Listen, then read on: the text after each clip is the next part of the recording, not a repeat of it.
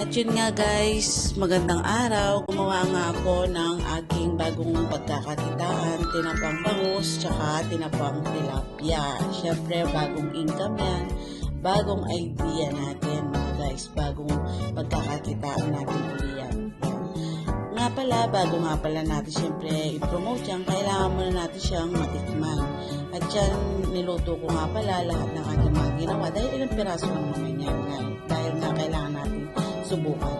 At yan nga ang unang tumikim ay ang aking dalagita na si Madam Chichi yan.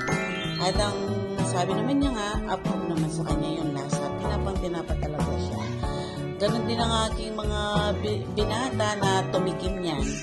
At nasarapan naman sila, talagang okay na nga daw sa pangalawang beses na paggawa ko. Katulad din namin ang asawa ko, natikman din niya yan at approve din naman sa kanya. So guys, siguro sa mga susunod na araw, gagawa na tayo ng medyo marami at para maintindihan natin sa ating pwesto. Dagdag income na to, syempre, di ba guys? At sana bumili din kayo. Yun lang. Bye!